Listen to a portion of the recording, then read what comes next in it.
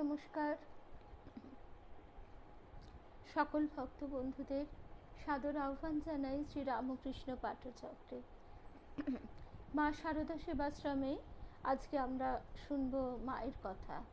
মায়ের কথা শুনব শ্রী শ্রী মা স্বয়ং জগন্মাতা, এবং ঠাকুর যে মাকে রেখে গেলেন নারী জাতির, প্রথমে মহুয়াকে দেখছি, নারী জাতির মাতৃশক্তির জাগরণের জন্য সেই প্রবাহ কিভাবে প্রবাহিত হয়েছে ঠাকুরের আরেকটি কথার সঙ্গে ফল্গু ধারায় ওতপ্রোতভাবে মিশে গিয়ে গৌরীমাকে মা বলেছিলেন, ঠাকুর বলেছিলেন যে আমি জল ঢালছি, তুই কাদা চটকা। কিন্তু গৌরীমা সে কথার অর্থ বুঝতে পারেননি। তিনি তখন ফুল তুলছিলেন। তিনি অবাক হয়ে বললেন, এখানে মাটি কোথায় যে কাদা চটকাবো, সব তো কাঁকড়। কথাটা কিন্তু রূপক অর্থেও বিশেষ মনোগ্রাহী। কাদা যদি মাটি হতো তাহলে আমাদের মন যদি মাটি হতো, তাকে খুব সহজেই গড়ে পিটে আদল দেওয়া যেত। কিন্তু আমাদের তো তা নয়। আমাদের মনের যে জমি, মনের যে মাটি, সেটা পুরো কাঁকড় হয়ে গেছে। অহংকার, রিপু ইত্যাদির দ্বারা একেবারে কাঁকড়ের মতন হয়ে গেছে। সুতরাং তাকে আদল দেওয়া, তাকে গঠন করা, সেখানে ফুল ফল ফলানো তো সহজ কথা নয়। তো সেইখানে ঠাকুর জল ঢালছেন, ঠাকুর কৃপা করে আমাদের ভিতর সেই ভক্তি বাড়ি সিঞ্চন করছেন, এইবার গঠন। তা আজকেও আমরা বর্তমান যুগেও একটা অদ্ভুত জিনিস দেখলাম, যে ঘটনাটি আমরা সবাই জানি, বারবার আর উল্লেখ করার কোনো প্রয়োজন নেই। তো সেখানেও দেখলাম যে, এবং সেখানে অবশ্যই সৌরভের কথাও বলতে হয়, যে এই সাংগঠনিক প্রতিভা তার ভিতরে তিনি কৃপা করে দিয়েছেন। তো যাই হোক, যেটা মূল কথা সেটা হচ্ছে যে এর ফলে যে আমাদের নিজেদের প্রস্তুত করবার, গঠন করবার মানসিকতা তৈরি হলো আরও খানিকটা, এই বিষয়ে কিন্তু সন্দেহ নেই। স্বামীজির আদর্শে যে কোনো মানুষ যদি উদ্বুদ্ধ এতটুকুও হয়, সে খুব সহজেই পশু থেকে মানুষে পরিণত হবে। আর পশু থেকে মানুষ, তারপরে দেবতা। এই যে জীবত্ব থেকে শিবত্বের পথ চলা, সেই পথ চলায় ঠাকুর স্বয়ং ভক্তি বাড়ি সিঞ্চন করছেন। আর মা জমি কুপিয়ে, আমরা প্রকট লীলায় দেখছি কলকাতার লোকেরা তো আবার একটু সুখী, তারা ওই এবড়ো খেবড়ো পথে চলতে পারবে না বলে মা স্বয়ং জমি কুপিয়ে নিড়িয়ে সেই জমির কাঁকড় বেছে সহজ করে দিচ্ছেন। তো এহেন ছত্রছায়ায় আশ্রয়ে কৃপার গণ্ডিতে তিনি যখন আকর্ষণ করে নিয়েছেন, তখন আমাদের আর চিন্তিত হবার কোনো কারণ নেই। এখন শুধু নিজেকে সমর্পণ করে দেওয়া। আমরা নিজেরা নিজেদের যতটা অহংকার ত্যাগ করে তাদের শ্রীচরণে নিবেদন করতে পারবো, ততটাই গঠন হওয়া সহজ হবে। তো আজকে আমরা মায়ের কথা শুনব।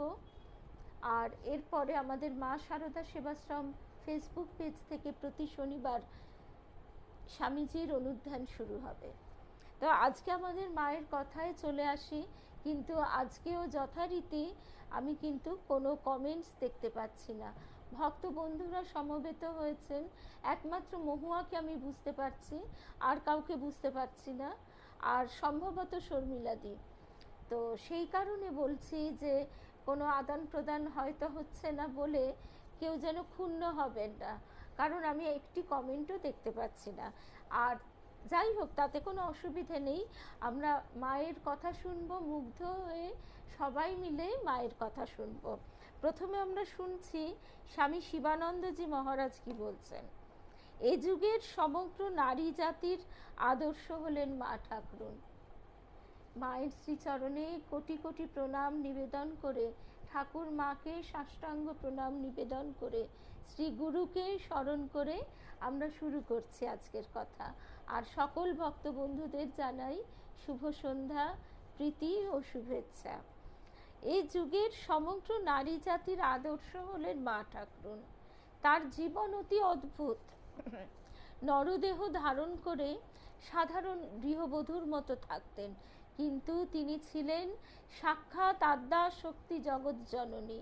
শাস্ত্রে যে কালী, তারা, ষোড়শী ইত্যাদি 10 মহাবিদ্যার কথা উল্লেখ রয়েছেন, মা ঠাকুরুন ছিলেন সব কিছুর মূল আধার। ঠাকুরের যুগধর্ম সংস্থাপন রূপ নরলীলা পূর্ণ করবার জন্য জগতে অবতীর্ণ হয়েছিলেন। তাকে সাধারণ মানব কি বুঝবে? তাকেও যেমন আমরা বুঝি না, তেমনি তার কার্য ক্রিয়াকলাপও কিভাবে যুগ পরিবর্তন ঘটাচ্ছে সেটাও আমরা বুঝি না। আমাদের দেবীমা সব সময় বলতেন, ঠাকুরের কার্য কি বোঝা যায়? এবং তিনি হচ্ছেন মানুষ গড়ার কারিগর। তো সেই মানুষ গড়ার কথা তিনি স্বয়ং গৌরী মাকে যখন বলেছেন, তখন তো তার শ্রীমুখ নিঃসৃত আশীর্বাণী সফল হবেই। আমরা আজকে সেইটাই শুনবো মায়ের কথায়, যে সেই ধারা কিভাবে প্রবাহিত হয়েছে। আর অবাক হয়ে শুনবো যে আমরা কতটা ভোগী হতে পারি, আমরা কতটা ভোগী হতে পারি, আর কতটা আত্মত্যাগের প্রয়োজন। এই ত্যাগ ব্যতীত কখনোই ঈশ্বরীয় পথে হাঁটা যায় না। ভোগ নিয়ে হাঁটা মানে বিরাট বোঝা নিয়ে হাঁটা, এবং বোঝা নিয়ে হাঁটতে গেলেই সেই হাঁটার গতি শ্লথ হবেই। সুতরাং সমস্ত ভোগের ইচ্ছা যেন তিনি দূর করে দেন, তাহলে আমরা অতি সহজে দ্রুত তার সঙ্গে পা মিলিয়ে নাচতে নাচতে যেতে পারবো। রামকৃষ্ণ বলো, নেচে নেচে চলো, কীর্তনিয়া গাইছেন। তো যাই হোক, তাকে সাধারণ মানব কি বুঝবে?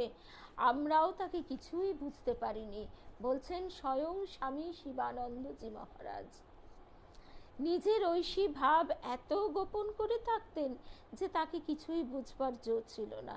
তিনি যে কি ছিলেন তা একমাত্র ঠাকুরই জানতেন, আর স্বামীজি কতকটা বুঝেছিলেন। স্বামীজি পাশ্চাত্য দেশে যাওয়ার পূর্বে একমাত্র মাকে বলেছিলেন এবং তার আশীর্বাদ নিয়ে সমুদ্র পাড়ে পাড়ি দিয়েছিলেন। মাও তাকে প্রাণ খুলে আশীর্বাদ করে বলেছিলেন, বাবা তুমি দিগ্বিজয়ী হয়ে ফিরে এসো, তোমার মুখে সরস্বতী বসুন। হয়েছিল তাই।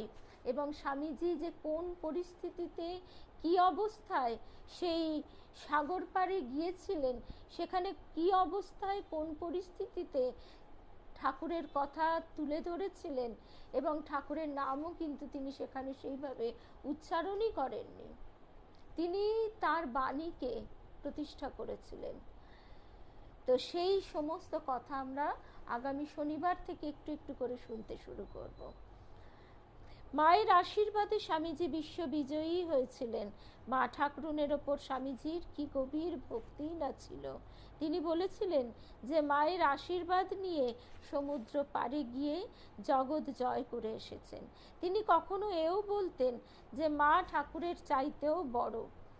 ঠাকুরও কিন্তু একথা বলেছিলেন, নহবতে যে আছে সে যদি কোনো কারণে কারো ওপর বিরূপ হয়, তাকে রক্ষা করা আমার সাধ্যাতীত। মাঝে মাঝে ছোট ছেলেরা ঠাকুরকে তো নানাভাবে অসম্মান অশ্রদ্ধা যদি বা করে ফেলতো, ঠাকুর কিন্তু এইভাবে সতর্ক করতেন যে একে যা বলছিস বল, কিন্তু নহবতে যে আছে সে যেন এতটুকু রুষ্ট না হয়। এমনকি ঠাকুর হৃদয়কে পাঠাচ্ছেন যে দেখ তো তোর খুড়িমার কি হলো, কারণ সে যদি রেগে যায়, সে যদি ক্রোধান্বিত হয়, তাহলে সব গেল। জগতের সমগ্র নারী জাতিকে জাগাবার জন্য মহাশক্তিরূপিণী মা এসেছিলেন নরদেহে। মার আগমনের পর থেকেই সব দেশের নারী জাতির মধ্যে কি অভিনব জাগরণ শুরু হয়েছে। তারা এখন নিজেদের জীবন পরিপূর্ণ ও সর্বাঙ্গ সুন্দর করে গড়ে তোলবার জন্য বদ্ধপরিকর। এখন হয়েছে কি, স্বামী শিবানন্দজি মহারাজ বলছেন, এখন হয়েছে কি, এই তো সবেমাত্র আরম্ভ। বৈদিক ও পৌরাণিক যুগে যেমন গার্গী, মৈত্রেয়ী, সীতা, সাবিত্রী প্রভৃতি অদ্ভুত নারী চরিত্রের বিকাশ হয়েছিল, এ যুগে মেয়েদের ভিতর তার চাইতেও বড় বড় আধারের বিকাশ হবে। মেয়েদের ভিতর আধ্যাত্মিকতা, রাজনীতি, বিজ্ঞান, শিল্পকলা, সাহিত্য প্রভৃতি সব বিষয়ে অতি আশ্চর্যজনক জাগরণ এসেছে, আরও আসবে। এসব ঐশী শক্তির খেলা। সাধারণ মানুষ এ সকলের গূঢ় মর্ম কিছুই বুঝতে পারে না। সাধারণ মানুষ এ সকলের গূঢ় মর্ম কিছুই বুঝতে পারেন না। মা তো ছিলেন সকলেরই মা। তার কত দয়া, কত ক্ষমা, আর কি অদ্ভুত সহিষ্ণুতা ছিল। মাকে আমরাই বা কতটুকু জেনেছি। তবে তিনি কৃপা করে এটুকু বুঝিয়ে দিয়েছেন যে তিনি সাক্ষাৎ জগন্মাতা। তার স্বরূপ যে কি তা তিনি দয়া করে বুঝিয়ে না দিলে বোঝবার উপায় নেই। প্রথমটায় যোগীন মহারাজ, পরে শরৎ মহারাজ মায়ের খুব সেবা করেছিলেন। স্বামী শিবানন্দজির এই ছোট্ট কথাটা একটু শুনে নিই, কেননা মায়ের এখানে এমন মধুর একটি রূপ আমরা দেখতে পাই। তারপর আমরা অন্য প্রসঙ্গে আসবো, মাতৃ প্রসঙ্গেই। তো সে বহুদিনের কথা। আমিও একবার জয়রামবাটিতে গিয়ে মাকে রান্না করে খাইয়েছিলাম। ঠাকুরের দেহত্যাগের কয়েক বছর মা তখন জয়রামবাটিতে রয়েছেন। আমি, শশী মহারাজ ও আরেকজন কে ছিল তা ঠিক মনে নেই, বোধহয় খোকা মহারাজ মানে স্বামী শুভদানন্দজি, আর শশী মহারাজ স্বামী রামকৃষ্ণানন্দ। আমরা তিনজন মাকে দর্শন করতে জয়রামবাটি যাই। তখন জয়রামবাটিতে ভক্তেরা বড় একটা কেউ যেত না, আর যাতায়াতেরও খুব কষ্ট ছিল। আমরা আগে থেকেই মাকে খবর দিয়েছিলাম। আমাদের দেখে মার সে যে কি আনন্দ, কি খাওয়াবেন, কি করে আমাদের সুখী করবেন, তাই নিয়েই সারাদিন ব্যস্ত। জয়রামবাটি তো খুব পাড়াগাঁ, জিনিসপত্র কিছুই পাওয়া যায় না, কিন্তু তারই মধ্যে মা গয়লাকে বলে দুধের বন্দোবস্ত, মেছুনিকে বলে মাছের জোগাড়, আর নানা রকমের তরিতরকারি সংগ্রহ করে রেখেছিলেন। কলকাতার লোকদের চা খাওয়ার অভ্যাস আছে কিনা মা সে কথা জানতেন, তাই আমাদের জন্য চায়েরও জোগাড় করে রেখেছিলেন। সারাদিন তো বেশ আনন্দে কেটে গেল। আমরা তালপুকুরে খুব নেয়েছিলাম। আমাদের সামনে বড় একটা মা বেরুতেন না, কথাও বলতেন না। রাত্রে খেয়ে দিয়ে শোয়ার পরে শশী মহারাজের সঙ্গে পরামর্শ করে ঠিক করলাম যে পরদিন মাকে রান্না করে খাওয়াতে হবে। পরদিন সকালে চাটা খাওয়ার পরে মায়ের কাছে ওই প্রস্তাব উত্থাপন করাতে মা তো প্রথমে হেসেই আমাদের কথা উড়িয়ে দিলেন। বললেন, আচ্ছা সাউন্ড কম, এই এতক্ষণে দেখতে পাচ্ছি। আচ্ছা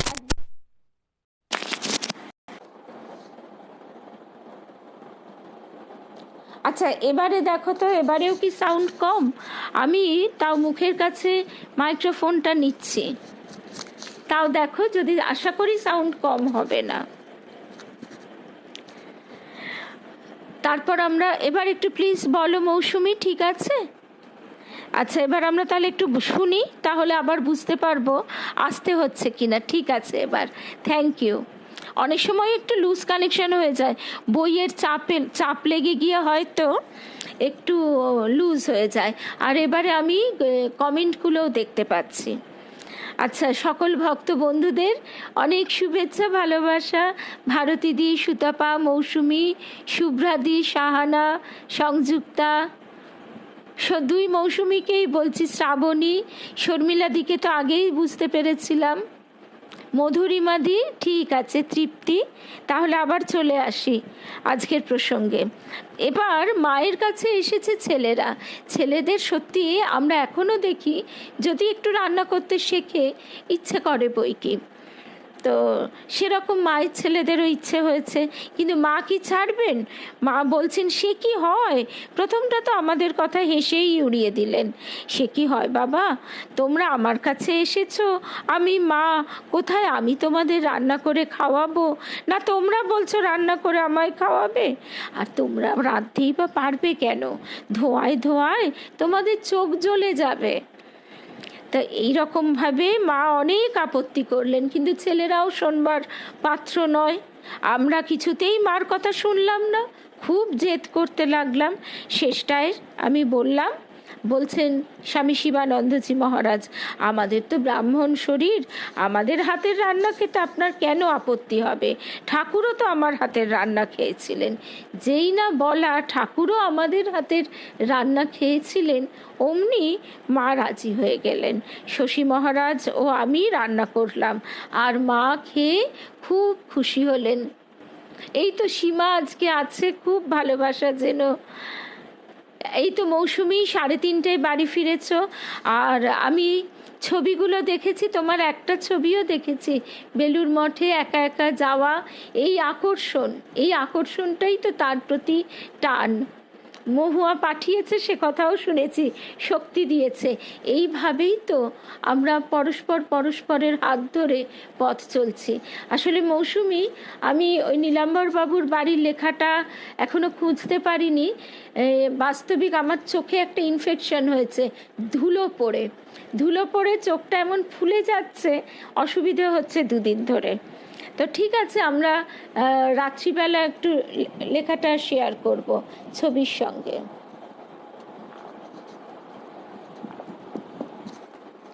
এই যে আমরা প্রথমেই যে প্রসঙ্গ দিয়ে শুরু করেছিলাম, যে গৌরীমাকে ঠাকুর বলেছিলেন যে আমি জল ঢালছি, তুই কাদা চটকা।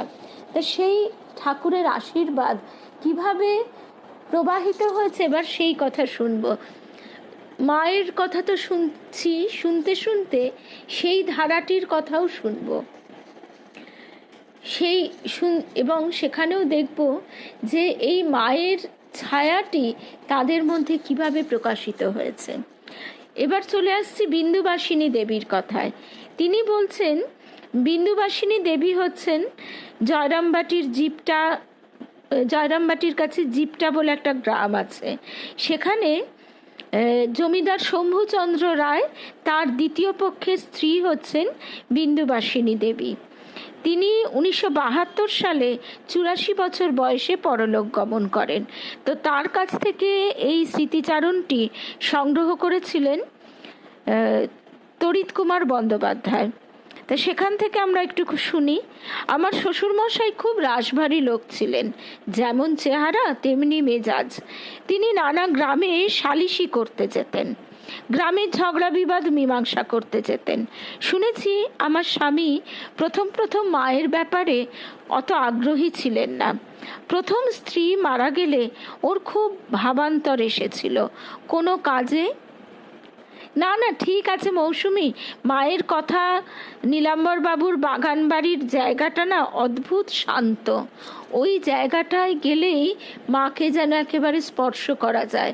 ওইখানটা আমার লেখা আছে, শুধু লেখাটা খুঁজে বার করা, এমন বেশি কিছু নয়। তো তারপর যে কথা বলছিলাম, তা সেই প্রথম স্ত্রী মারা যাওয়ার পর ওর খুব ভাবান্তর এসেছিল, কোনো কাজে মন দিতে পারছিলেন না, সদাই যেন মন মরা আপন ভোলা। একদমই তাই। এই মৌসুমীর সেই ঘোর এই জন্যই হচ্ছে স্থান মাহাত্ম্য, যে আমাদের মাঝে মাঝে এইভাবে একটু ঝাঁকুনি দেবার দরকার হয়, যাতে আবার আমরা সেই সচল ধ্যানে নিজেদের মনটাকে সম্পৃক্ত রাখতে পারি। সংসারে তো কাজ কর্ম কোলাহল সবই থাকবে, কিন্তু তার ভিতরে মনটা কিভাবে তাতে লেগে থাকবে, এই মনোযোগ, আমাদের গুরুদেব বলতেন এই স্মরণ মননের মধ্যে দিয়ে মনোযোগ, এই সান্নিধ্যটাই কিন্তু প্রথম আনতে হয়, এবং এটা খুব বড় কথা। আচ্ছা, তারপর যে কথায় আমরা ছিলাম, এর ওপর ওর স্ত্রী এক শিশুকন্যা রেখে গিয়েছিলেন। তিনি বলতেন যদি না শ্রী শ্রী মায়ের সঙ্গে সেই সময় তার সাক্ষাৎ হতো, তিনি হয়তো সংসার ছেড়ে বাইরে চলে যেতেন। বিন্দুবাসিনী দেবী বলছেন, শুনেছি সেই সময়ই তার সঙ্গে পূজনীয়া গৌরীমার সাক্ষাৎ হয়। তিনি জিপটার শিব মন্দিরে এসেছিলেন। তখন জিপটার রায়পুকুরে খুব পদ্মফুল হতো। গৌরীমা মায়ের বাড়ির পূজার জন্য রায়পুকুর থেকে পদ্মফুল নিতে এসেছিলেন জিপটায়। তখনই আমার স্বামীর সঙ্গে তার সাক্ষাৎ হয়। গৌরীমার কাছেই তিনি মায়ের মহিমা বিশেষ করে শুনেছিলেন। গৌরীমাই তাকে বলেছিলেন তিনি যদি শ্রী শ্রী মায়ের সঙ্গে দেখা করেন, এই কথাগুলি খুব উল্লেখযোগ্য। তিনি যদি শ্রী শ্রী মায়ের সঙ্গে দেখা করেন তাহলে তার মনে সব অশান্তি দূর হবে এবং তিনি এক নতুন মানুষে পরিণত হতে পারবেন। জমিদার বাড়ির রক্তে অত বিনয় নেই, কিন্তু কেন জানি না আমার স্বামী গৌরীমার কথা বিশ্বাস করেই মার কাছে নিজেকে সঁপে দিয়েছিলেন। পরে আমি যখন ওকে দেখেছি তখন ওর মুখে মা ছাড়া কোনো কথাই নেই, সব কথাতেই মায়ের প্রসঙ্গ, মায়ের উপদেশ ও নির্দেশ। শুভ সন্ধ্যা সোমা। আজকে অনেক দিন পর সোমাকে, আমাদের খড়গপুরের সোমার কথা সব সময় বলি, সবাই আমরা জানি যেদিন বলরাম বাবুর বাড়িতে দেখা হয়েছে সেই সোমাকে আজকে লাইভে পেয়ে খুব আনন্দ হচ্ছে সোমারও। আচ্ছা, সোমার একটা পাঠানো কবিতা আমরা সবাই শুনবো, কিন্তু এখন নয়। এখন সোমা লাইভে আছে, তাও এখন নয়। এখন মায়ের কথার যে ধারা প্রবাহ, সেটা প্রবাহিত হতে দিতেই হবে। আমরা যখন জগৎগুরু শ্রী রামকৃষ্ণদেব ফেসবুক পেজ থেকে রাম ও কৃষ্ণ কথা কও শুনবো, তখন আমরা শুনবো, কেমন? আচ্ছা, এবারে আমরা চলে আসি আজকের প্রসঙ্গে, যে গৌরীমা। আজকে আমরা বারবার প্রথম থেকে শুনছি ঠাকুর মাকে রেখে গেলেন নারী শক্তি জাগরণের জন্য। এমনকি একথাও বললেন যে এ আর কি করেছে, তোমাকে এর অনেক বেশি করতে হবে। এবং মা আবার পরবর্তীকালে বলছেন যে ঠাকুরের পার্ষদরাও বলেছেন, যে ঠাকুরের পার্ষদ যারা, তারাও বলছেন যে ঠাকুর অনেক বাজিয়ে লোক নিতেন, কিন্তু মায়ের কাছে সবাই আসছে। এমনকি বলা হচ্ছে যে বিষ আমরা হজম করতে পারছি না, শরৎ মহারাজ বলছেন, সে সব মায়ের দিকে ঠেলে দিচ্ছি। তো সেই মা একভাবে সমস্ত কিছু নিজের সেই হলাহল ঠাকুর একভাবে তার গলায় কণ্ঠে ধারণ করলেন, মা আর একভাবে ধারণ করলেন। বাস্তবিক মাই তো শক্তি, মাই তো জগৎ রূপিণী মা। তো সেই মায়ের ভাবটি কিভাবে প্রবাহিত হচ্ছে সেইটি আমরা শুনছি। এবার গৌরীমাকে ঠাকুর বললেন যে আমি জল ঢালছি, তুই কাদা চটকা। এই জায়গাটি আমাদের একটু আরেকবার শোনবার দরকার, যে কাদা চটকা অর্থাৎ ঠাকুর কৃপা করে আমাদের ভিতরে ভক্তি বাড়ি সিঞ্চন করছেন। আমরা তাকে ভালোবাসতে পারি না, তিনি আমাদের ভিতর তার প্রতি ভালোবাসা ঢেলে দিচ্ছেন কৃপা করে। কেননা ঠাকুর এই কথাটা নিজেই বলছেন যে আমি জল ঢালছি, সেই জলটি কি, সেই ভক্তি বাড়ি, সেটি হচ্ছে কৃপা, সেটি ভালোবাসা তার প্রতি। তবেই তাকে আমরা ভালোবাসতে পারি। না হলে এই ভালোবাসার অর্থ আমরা জগতে যা দেখি তা হচ্ছে পাটোয়ারি বুদ্ধি, শুধু আদান প্রদানের বুদ্ধি। তো তারপরে কাদা চটকা অর্থাৎ কাকর, অহংকারে আমাদের মনের জমিটা যদি কাকরময় কঙ্করময় হয়ে থাকে, তাহলে সেখানে কখনোই ফল ফুল প্রস্ফুটিত হতে পারে না, কখনোই সেখানে ভক্তি বীজ, সেখানে কখনোই নাম বীজের কখনোই প্রকাশ ঘটবে না, অঙ্কুরোদ্গম ঘটবে না। তো ঠাকুর কৃপা করে পুরোটা যে করে দিচ্ছেন, সেটাও কিন্তু তার এই উক্তিটির ভিতরে প্রকাশিত রয়েছে প্রচ্ছন্নভাবে। তো সেই জন্য এবার আমরা আসছি গৌরীমার কথায়। এখানে আমরা যেমন দেখলাম গৌরীমা এই জমিদারের মতন, জমিদারদের যে কি প্রবল আত্মম্ভরিতা ছিল এবং তাদের রক্তে যে কত অন্যায় অবিচার তাদের রক্তে প্রবাহিত হয়েছে বংশানুক্রমে, সে কথা আমরা কিছুটা হলেও জানি। সুতরাং সেই মানুষকে তিনি পরিবর্তিত করে দিলেন। জমিদার বাড়ির রক্তে অত বিনয় নেই, কিন্তু কেন জানি না আমার স্বামী গৌরীমার কথা বিশ্বাস করেই মার কাছে নিজেকে সঁপে দিয়েছিলেন। কারণ গৌরীমার যে সাধন শক্তি ছিল, এই সাধন শক্তি দ্বারাই তিনি ক্ষেত্র প্রস্তুত করছেন, সেইভাবেই তিনি মানুষের মনের রূপান্তর ঘটাচ্ছেন, সেইভাবেই যুগ পরিবর্তন ঘটছে। শুভ শক্তির স্রোতে আমরা প্রত্যেকে প্রবাহিত হচ্ছি। তো এবারে আমরা চলে আসছি গৌরীমা যে আশ্রম প্রতিষ্ঠা করলেন, সেই আশ্রমের শারদেশ্বরী আশ্রমে, সেই শারদেশ্বরী আশ্রমে আমরা প্রথমে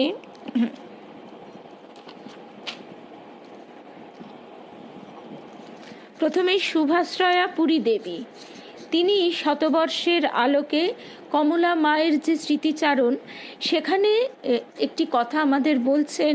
আমরা প্রথমেই আজকে যখন শুরু করেছিলাম তখনই এই কথাটা উল্লেখ না করে বলেছিলাম যে এখান থেকে আমরা বুঝতে পারি যে আমরা কতখানি ভোগী, এবং এই শ্রীরামকৃষ্ণের যে শক্তি কত প্রতিকূলতার মধ্যে দিয়ে প্রবাহিত হয়েছে, কত প্রতিকূলতার মধ্যে দিয়ে প্রতিষ্ঠিত হয়েছে, এবং আজও সেই প্রতিকূলতা থাকলেও সেই প্রতিকূলতাকে জয় করবার জন্য তার শক্তি কিন্তু ক্রমশ বিকশিত বিচ্ছুরিত হচ্ছে।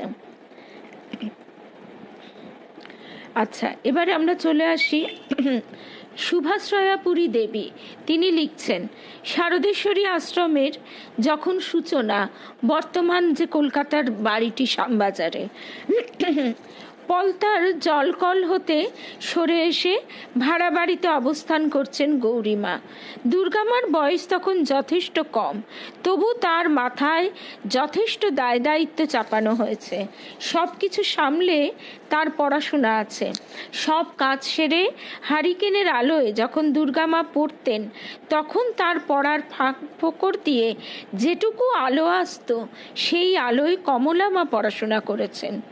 গৌরীমার কাছে তখন বেশ কয়েকটি বালিকা কন্যা থাকতেন। তাদের মধ্যে 3টিকে ভবিষ্যৎ আশ্রম কন্যা রূপে চিহ্নিত করা হয়েছে।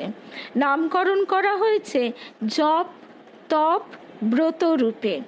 এদের মধ্যে ব্রতরূপী বালিকাটি পরবর্তীকালে হয়েছিলেন সুব্রতাপুরী দেবী, এবং অন্যরা তপ ও জপ হয়েছিলেন সুতপাপুরী দেবী, সুজপাপুরী দেবী। কালের ইতিহাসে 3 জনেরই স্বর্ণাক্ষরে লিখিত নাম। গৌরীমার প্রিয় পাত্রী শারদেশ্বরী আশ্রমের পরবর্তী দিকপালিকারা। যখনকার কথা বলা হচ্ছে তখন আশ্রমের পরিস্থিতি যথেষ্ট সংকটাপন্ন। গৌরীমা আশ্রমের কোনো কিছুর জন্যই আত্মজাহির করেন না। তার এক কথা, যিনি আশ্রম প্রতিষ্ঠার উদ্যোক্তা, অর্থাৎ স্বয়ং ঠাকুর বলে দিয়েছেন, এবার তিনি ঠাকুরের ওপর সমস্ত ভার ফেলে দিয়েছেন। তিনি কাজ করে যাবেন, কিন্তু কাজের জন্য কোথা থেকে কি আসবে সে। গুড ইভিনিং মোহনা, শুভ সন্ধ্যা। আমাদের সকল ভক্ত বন্ধুদের শুভ সন্ধ্যা জানাই।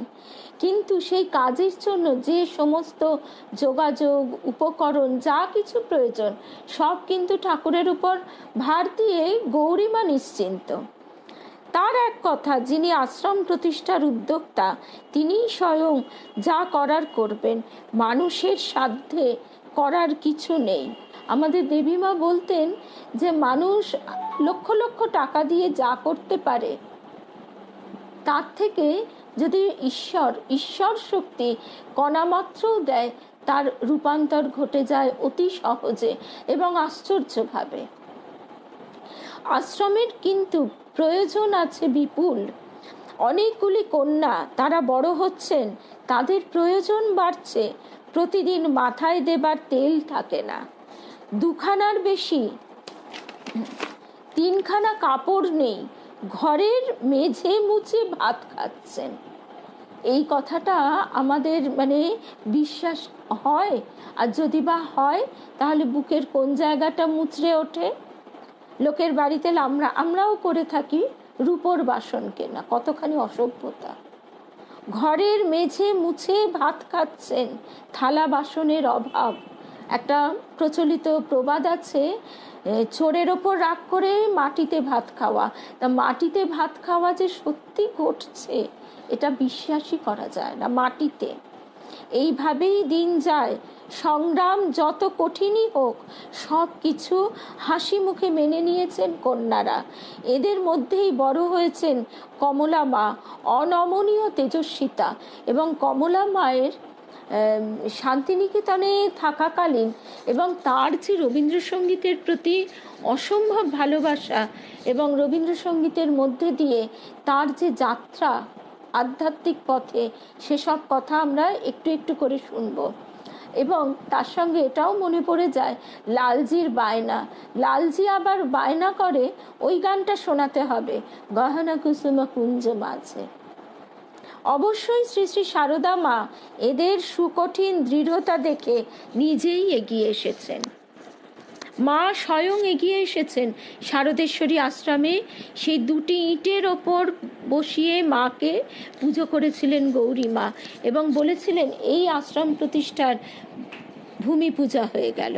সেই জায়গাটি এখন বিশেষ করে সুন্দর করে রাখা আছে। নিজে হাতে মা স্বয়ং শ্রী শ্রী মা এদের তেল মাখিয়ে চুল বেঁধে দিয়েছেন, নতুন কাপড় দিয়েছেন, খাদ্য ভাণ্ডার নিয়ে স্বীকার করে নিয়েছেন এদের সব প্রয়োজন তাঁর। তিনি জানেন দায় দায়িত্ব তাকেই দেখতে হবে চিরদিন। কারণ শ্রী শ্রী মা যখন গৌরী মাকে বলেছেন তুই ঠাকুরের কাছে চেয়ে নে গৌরদাসী, তিনি তো বলে দিয়েছেন কিন্তু তুই কি করে করবি, তখনও গৌরদাসী বলেছেন যিনি বলেছেন তিনিই যোগাবেন। একদম নিবেদিতা আজকে ভাবলে অবাক হয়ে যেতে হয় যে সেখান থেকে মানে আমরা কতখানি অপদার্থ সেটা সত্যিই ভাবলে অবাক হয়ে যেতে হয়। এবং আরও আশ্চর্যের কথা, এই শারদেশ্বরী আশ্রমে তারাই পৌঁছতে পারেন যারা পূর্ণ হৃদয়। কারণ সেখানে লালজির এমনই অবস্থান, এমনই পূর্ণ প্রভা এবং মায়েদের এমনই পূর্ণ হৃদয় নির্বাসনা এবং ভাব সাধনা যে সেই ভাবটি এত সূক্ষ্ম এবং শক্তিশালী যে সেই জায়গার আকর্ষণ সবার কাছে পৌঁছয় না। ওই যে ঠাকুর বলছেন অনেক অনেক ভালোবাসা যেন দিদি, কারণ ঠাকুর বলছেন ছুঁচের গায়ে মাটি লেগে থাকলে সেই মাটিকে তো চুম্বক টানে না। আজকে তিনি কৃপা করে আমাদের যাদের নিয়ে যাচ্ছেন প্রতি মুহূর্তে যেন আমরা সেটা স্মরণ করতে পারি। তো এদিকে গৌরীমার বয়স বাড়ছে। শ্রী শ্রী মা বলেছেন প্রতিষ্ঠান করতে গেলে ভাড়া বাড়িতে চিরদিন চলতে পারে না।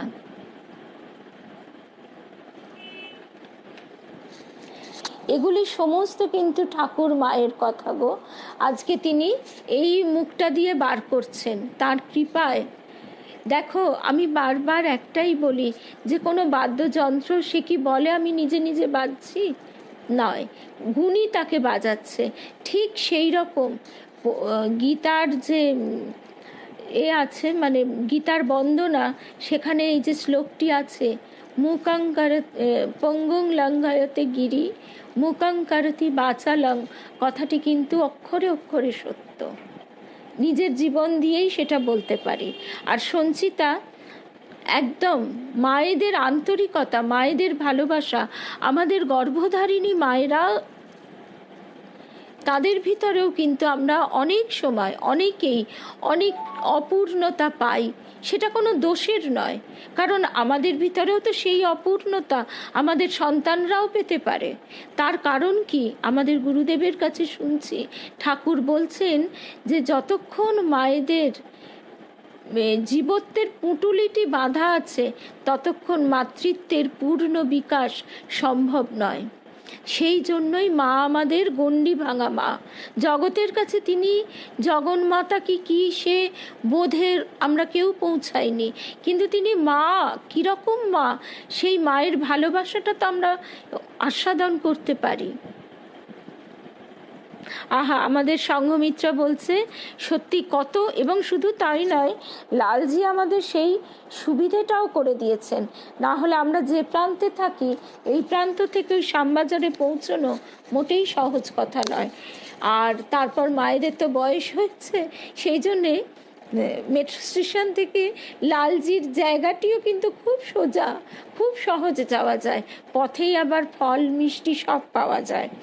লালজি দই খেতে খুব ভালোবাসে, মিষ্টি খেতে। আচ্ছা, তারপরে আবার মৌসুমীর কথাটা মনে পড়ে গেল, বর্ধমানের মৌসুমী। লালজি কিন্তু দইটি নিয়ে নিয়েছেন, এখনো দর্শন দেননি, যাতে করে আকর্ষণ, তার প্রতি ভালোবাসাটা বাড়ে। তার জন্য একটু মান অভিমানও বাড়বে, কিন্তু ভাব সাধনাই তো তাই, যে একটা ভাব, তার সঙ্গে একটা সম্পর্ক প্রতিষ্ঠা করে নিতে হয়। তারপর আমরা চলে আসি আমাদের প্রসঙ্গে। এদিকে গৌরীমার বয়স বাড়ছে। ওহো, সুস্মিতার ফোনটা।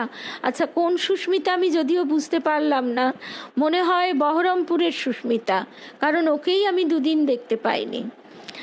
স্বল্প পরিসরে এদিকে গৌরীমার বয়স বাড়ছে। শ্রী শ্রী মা বলেছেন, প্রতিষ্ঠান করতে গেলে ভাড়া বাড়িতে চিরদিন চলতে পারে না, নিজস্ব বাড়ি থাকা একান্ত দরকার। সুতরাং জমি দেখা হচ্ছে, কিন্তু অর্থের প্রয়োজন। শ্রী শ্রী মা নিজে জমি দেখে পছন্দ করে দিয়েছেন, অর্থের জন্যও চেষ্টা চলছে। কিন্তু সব কিছু কি দুর্গা মা একা পারেন? কমলা মাও সেই অল্প বয়সে দুর্গা মায়ের পাশে এসে দাঁড়িয়েছেন, আর দুর্গা মাকে স্বয়ং শ্রী জগন্নাথের সেবিকা, যাকে তিনি স্বামী রূপে গ্রহণ করেছেন। তা সেই দুর্গা মায়ের কথাও তো আমরা এর আগেও শুনেছি। হ্যাঁ, বুঝতে পেরেছি, আমাদের শান্তিপুরের সুস্মিতা। আচ্ছা, এর পরের পাতাটা হচ্ছে, এতে চলে আসি।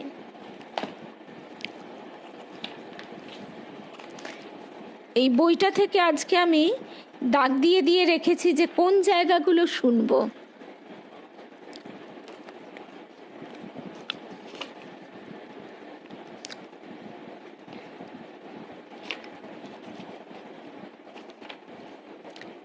আচ্ছা, তারপরে সুজাতা কর, তিনি লিখছেন, মানব জীবনের উদ্দেশ্য হলো ঈশ্বর লাভ।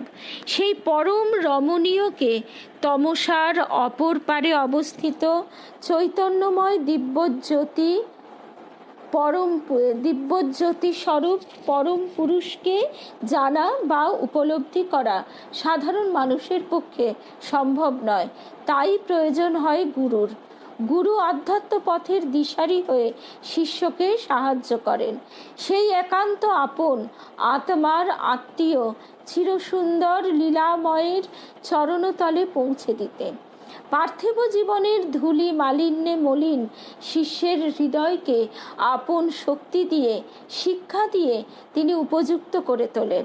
ধীরে ধীরে তার মধ্যে জাগিয়ে তোলেন ঈশ্বরকে ভালোবাসার অসীম পিপাসা। গুরু তাই শিষ্যের একমাত্র অবলম্বন, বড় আপনজন। গুরু তাই শিষ্যের মা। ঠাকুর শ্রী রামকৃষ্ণ সেই জন্যই গুরুকে বলেছেন আবার ঘটক। ঈশ্বরের সঙ্গে ভক্তকে তিনি মিলন ঘটিয়ে দেন। এই গুরু যখন দৈবী সত্তা ও লৌকিক মায়ের মাধুরী নিয়ে শিষ্যের জীবনে আবির্ভূত হন, তখন জীবন ধন্য, জন্ম সার্থক হয়ে ওঠে। শ্রী শ্রী মা শারদার মধ্যে আমরা এই দৈবী সত্তার প্রকাশ যেমন দেখতে পাই, তেমনি দেখি লৌকিক মায়ের অফুরন্ত স্নেহের মধুময় বিকাশ। যেটা আমরা যে ছবি আমরা প্রথমেই শুনলাম, স্বামী শিবানন্দজি মহারাজের মা ছেলের রান্না বান্না নিয়ে যে সমস্ত অতি সাধারণ কথা হলো। শ্রী শ্রী শারদেশ্বরী আশ্রমের অধ্যক্ষা মাতাজিরা মা শারদার অশেষ ভালোবাসার স্নিগ্ধ ধারায় সদা সর্বদাই হয়েছেন স্নাত। এই যে আমাদের ভক্তবন্ধু সঞ্চিতা বলল যে কি আন্তরিক, এই কারণেই যে শারদেশ্বরী আশ্রমের অধ্যক্ষা মাতাজিরা মা শারদার অশেষ ভালোবাসার স্নিগ্ধ ধারায় সদা সর্বদাই হয়েছেন স্নাত। গৌরীমার গুরুপত্নী হলেন স্বয়ং মা শারদা। দুর্গাপুরী মাতা মা শারদারই দীক্ষিতা কন্যা, আর সুব্রতাপুরী মাতা দুর্গা মার দীক্ষিতা কন্যা। মা শারদার পুণ্য স্পর্শে ধন্য তার জীবন। আমার পরম সৌভাগ্য এই সুব্রতাপুরী মাতাকে বা কমলা মাকে পেয়েছি জীবনের একমাত্র অবলম্বন গুরু মাতা রূপে। তো এই ধারাটি, এই প্রবাহটি আমরা কিন্তু আজও গেলেই অনুভব করতে পারি। কেউ যদি নতুন যায়, একবারও সে বলবে না যে সে প্রথম এসেছে। আমার মনে হয় সুজাতা কর তিনি লিখছেন, গঙ্গা যমুনা সরস্বতীর ত্রিধারার সম্মিলনে যেমন পবিত্র হয়ে ওঠে সঙ্গম স্থল, ঠিক তেমনি আমাদের মায়ের জীবনও পবিত্র হয়েছে বিশ্বজননী মা শারদা, তপস্বিনী গৌরী মা ও সাধিকা দুর্গা মার স্নেহ ও শিক্ষার স্পর্শে। অতি শিশুকালে দুটি ছোট ছোট হাতে, এই ছবিটা কি অপূর্ব, অতি শিশুকালে দুটি ছোট ছোট হাতে শ্রী শ্রী লালজি মহারাজের প্রসাদের থালা নিয়ে চলেছেন। লালজি মহারাজ কেউ নয়, স্বয়ং ঠাকুর। তিনি শিলারূপে বিরাজিত, কিন্তু আমি এখন ওই পাতার নাম্বারটা আমার লেখা আছে, কিন্তু কত নম্বর পাতায় সেটা ভুলে গেছি। কিন্তু কথাটা এই যে তিনি পরিষ্কার উপলব্ধি করছেন যে সুসজ্জিত নারায়ণ শিলার মধ্যে দেখা যাচ্ছে শ্রীকৃষ্ণের বংশীধারী মুখখানি, শ্রীকৃষ্ণের বংশীধারী মুখখানি, এবং এটি যে সব একদম সত্য। তিনি কৃপা করে যদি কাউকে দর্শন দেন, আজও সেই দর্শন হয়, এ বিষয়ে কোনো সন্দেহ নেই। তার কাছে প্রার্থনা করে একদম মনে হয় আপনার জন, তার কাছে প্রার্থনা করে যদি কেউ আমরা বলি যে তুমি আমাকে তোমার স্বরূপে দর্শন দাও, তিনি কিন্তু সত্যি সত্যিই দর্শন দেন। আচ্ছা, তারপরে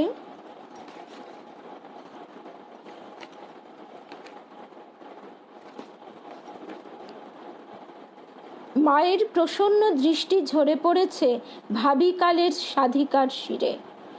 মায়ের প্রসন্ন দৃষ্টি ঝরে পড়েছে ভাবিকালের সাধিকার শিরে।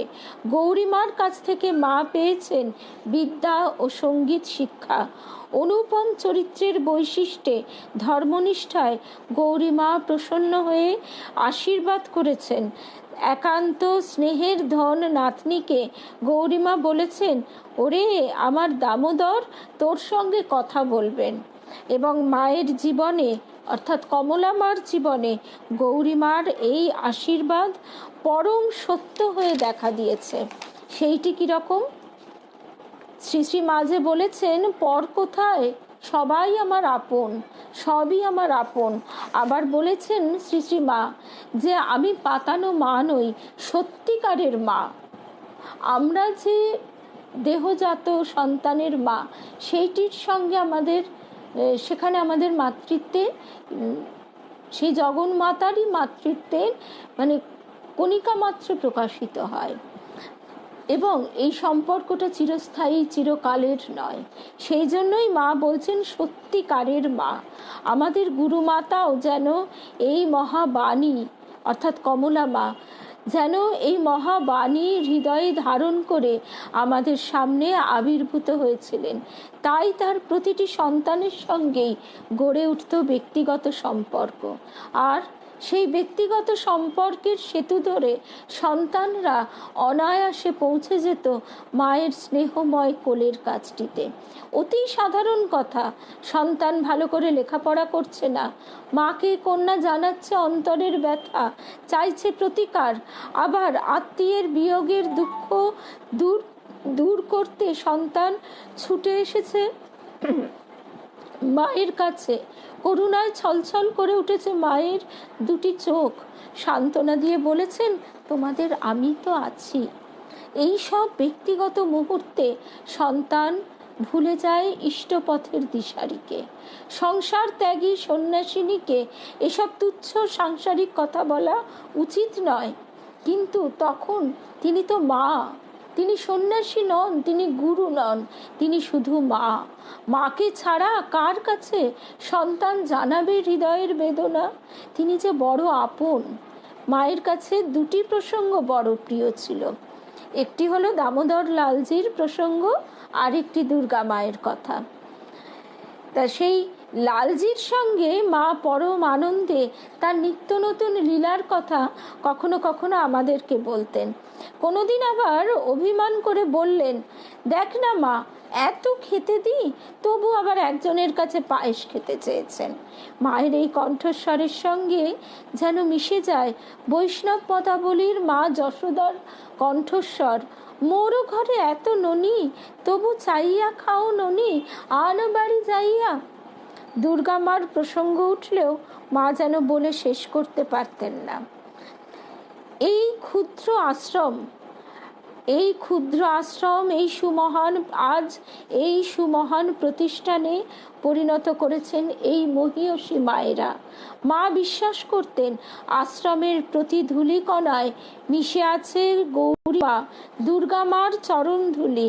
তাই বলতেন, বড় পবিত্র এই আশ্রম, পুণ্য ফল না থাকলে এখানে আসা যায় না। পরম কৃপাময়ী আমাদের গুরু মাতা দয়া করে এইভাবে আমাদের পৌঁছে দিয়েছেন আশ্রমের হৃদয় মন্দিরে। আশ্রমের হৃদয় মন্দির মানে কি? লালজির সামনে, এবং সেখানে ঠাকুর মায়ের পুত অস্থিও রয়েছে।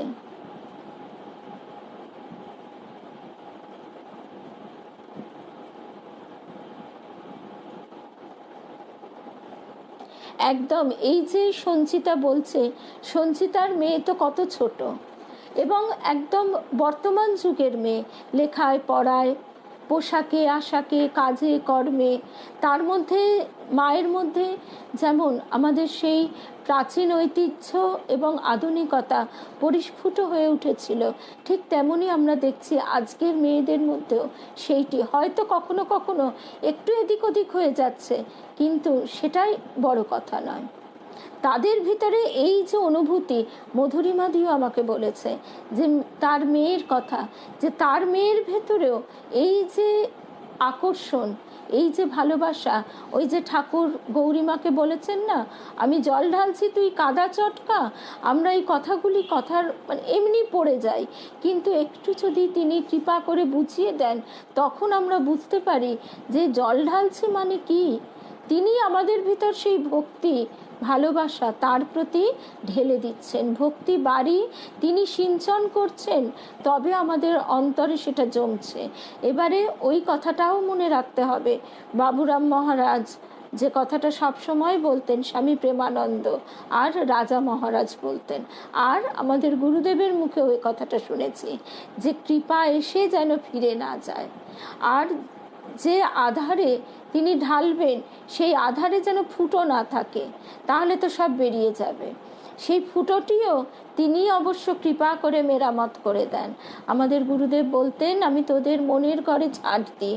তিনি তো শুধু ঝাড় দেন না, তিনি আধারটি প্রস্তুত করেন, যা ফুটো ফাটা থাকে সেই সমস্ত তিনি মেরামত করে তারপর তিনি সেইটি ঢেলে দেন। শুধু নিজেকে সমর্পণ, এই সমর্পণের জায়গায় আর কোনো বাধা নেই।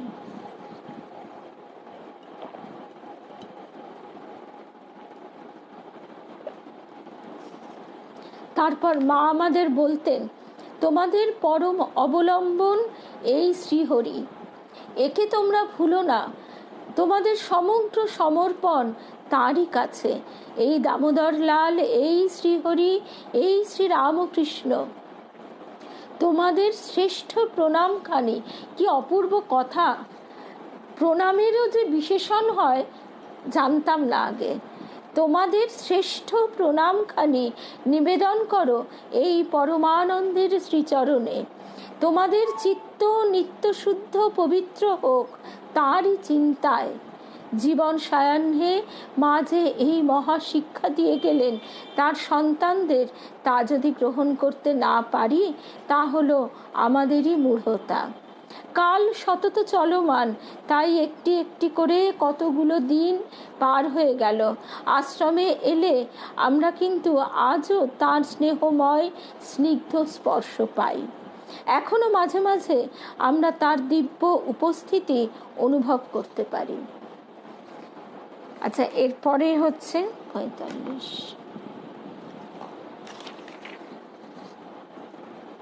আচ্ছা, এবার আবার একটু লালজির কথা। এই কথাটি লিখছেন সুলেখা কর। আমাদের জীবনের অনেক চাওয়া পাওয়ার মাঝে একটি পরম পাওয়া সদ্গুরুর কাছে দীক্ষা লাভ। সৌভাগ্যবশত আমার সে আশা পূর্ণ হয়েছে। অনেক অনেক ভালোবাসা গো ভারতীদি, আমাদের বিলাসপুরের দিদি। এই আমাদের ভবানী চ্যাটার্জি ভক্তবন্ধু বলছেন যে শুধু চোখ জলে ভরে যায়। আমাদের গুরুদেব সবসময় বলতেন কৃপা, কৃপার বোধে আনন্দ। আমরা অনেক সময় কৃপা লাভ করেও সেটা বুঝতে পারি না, তাই তিনি বলতেন কৃপার বোধে আনন্দ। সুলেখা কর তিনি লিখছেন, আমাদের জীবনের অনেক চাওয়া পাওয়ার মাঝে একটি পরম পাওয়া সদ্গুরুর কাছে দীক্ষা লাভ। সৌভাগ্যবশত আমার সে আশা পূর্ণ হয়েছে।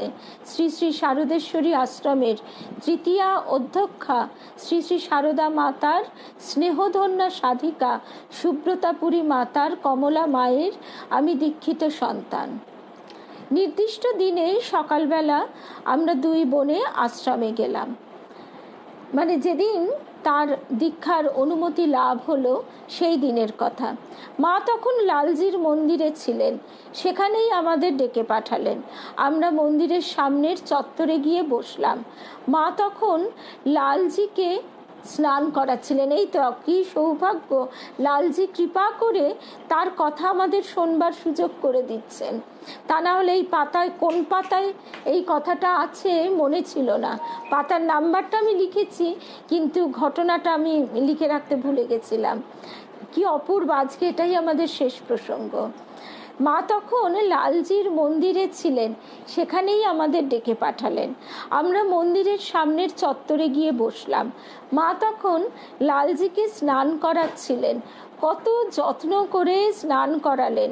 তারপর নিপুণভাবে তাকে সাজালেন, সুসজ্জিত নারায়ণ শিলা। কিন্তু মনে হলো যেন বাঁশি হাতে শ্রীকৃষ্ণ দাঁড়িয়ে আছেন। আমরা কোন অনুষ্ঠান মনে নেই বাবা, কিন্তু আমরা অনেকেই পাঠচক্রের মায়ের ওখানে গেছিলাম।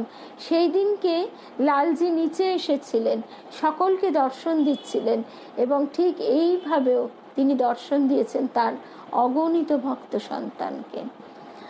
ঠিক মনে হলো যেন বাঁশি হাতে শ্রীকৃষ্ণ দাঁড়িয়ে আছেন। তারপর মা সবাইকে সরে যেতে বললেন, ফুল দিয়ে আমাকে জপের নিয়ম শিখিয়ে দিলেন। তারপর মা আমাকে মন্ত্র দিলেন, কত ধৈর্য সহকারে বারবার মন্ত্র উচ্চারণ করলেন যাতে আমার জপে ভুল না হয়। তারপর মা আমাকে অঞ্জলি দিতে বললেন, কোনো ত্রুটি তিনি রাখলেন না। ঝর্ণাদিকে বললেন চন্দন ঘষে দিতে। মা মন্ত্র বললেন, আর আমি চন্দন চর্চিত ফুল দিয়ে অঞ্জলি দিলাম। মা বললেন কিছু ফুল নিজের কাছে রেখে দেবে, আর বাকি ফুল গঙ্গার জলে ভাসিয়ে দেবে। এই কথা বলে মা মন্দির থেকে নেমে আমার সামনে এসে বসলেন। এরপর নিজের হাতে আমার ফুলগুলি গুছিয়ে বড় বড় ফুল বেছে আমার হাতে দিয়ে বললেন, এইগুলি তুমি রেখে দেবে, বাকি গঙ্গায় দেবে। আমি তো অবাক, কে ইনি কি শুধুই দীক্ষাদাত্রী গুরু? মা যেমন ছোট মেয়ের বই গুছিয়ে দেয়, জামা কাপড় গুছিয়ে দেয়, ঠিক সেইভাবেই তো মা আমার সব কিছু ফুল, বিল্লপত্র, তুলসীপত্র গুছিয়ে দিয়েছিলেন। মা লালজির পূজা শেষ করলেন, আরতি করে মন্দির থেকে বেরিয়ে এলেন। আমি মাকে প্রণাম করলাম। তিনি জিজ্ঞাসা করলেন, কষ্ট হচ্ছে মা? আমি বললাম, না মা, খুব আনন্দ হচ্ছে। সেদিনের সে অনুভূতি আমার জীবনের এক বিরল অভিজ্ঞতা। নিচে এসে প্রসাদ পেলাম। মা যখন কমলা মা যখন শান্তিনিকেতনে গিয়েছিলেন, সেখান থেকে আমায় চিঠি দিয়েছিলেন। সেই চিঠিতে আছে মায়ের ভালোবাসার সঙ্গে গুরু মাতার উপদেশ। মা আমাকে লিখেছিলেন, সর্বদা ইষ্ট স্মরণে আনন্দে থাকো, সর্বদা ইষ্ট স্মরণে আনন্দে থাকো। নিজের ক্ষুদ্র সত্তাটি ইষ্ট সত্তায় ডুবিয়ে রাখলে কর্মমাত্রই উপাসনায় পরিণত হবে। একেই বলে আত্মসমর্পণ যোগ। সর্বদা ইষ্ট স্মরণে আনন্দে থাকো। নিজের ক্ষুদ্র সত্তাটি ইষ্ট সত্তায় ডুবিয়ে রাখলে কর্ম মাত্রই উপাসনায় পরিণত হবে। একেই বলে আত্মসমর্পণ যোগ। এই কথাগুলি যখনই পড়ি মন এক নতুন ব্যঞ্জনায় উদ্ভাসিত হয়। আমাদের জীবনের পরম লক্ষ্য পরম পুরুষকে জানা, সেই বিরাট আনন্দময় সত্তার কাছে ক্ষুদ্র আমিকে সমর্পণ করে দেওয়া। আমারে আড়াল করিয়া দাঁড়াও হৃদয় পদ্ম দলে। কর্ম মাত্রই উপাসনায় পরিণত হয়, এ তো নিষ্কাম কর্মের কথা। কর্তৃত্বাভিমান ত্যাগ করে যে কাজ, সে তো তারই কাজ, তারই উপাসনা। এই কথাগুলি শুধু লিখিত উপদেশ নয়, মা নিজেই ছিলেন এই বাণীর মূর্ত প্রতিমা। আর এই বাণী তখনই মূর্ত হয়ে ওঠে যখন আমরা তাকে ভালোবাসতে পারি। এই ভালোবাসাই তার কাছে আমাদের প্রার্থনা। আর তিনি তো নিজে থেকেই, আমরা চাইও নি, তিনি নিজে থেকেই ঢেলে দিয়েছেন, আমি জল ঢালছি, তুই কাদা চটকা। তাহলে 8:30 বেজে গেল। আজকে একটুখানি এবার বিরতি। আবার আমরা জগৎগুরু শ্রী রামকৃষ্ণদেব ফেসবুক পেজে সমবেত হব ঠিক 9টার সময়। ওই সময় অনেকেরই কিন্তু নোটিফিকেশন যায় না, তবু আমরা ঠিক 9টা চলে আসব। অনেক দিন পর সুদীপ্তাকে দেখলাম। আমি একটু আগেই ভাবছিলাম সুদীপ্তাকে দেখতে পাচ্ছি না কেন। যাক, আজকে লালজির কথা, সিদ্ধার্থ আমরা সবাই শুনলাম। জয় রামকৃষ্ণ, জয় রামকৃষ্ণ। আরও কথা কিন্তু সঞ্চিত আছে, আবার শুনবো আগামী সপ্তাহে। জয় রামকৃষ্ণ।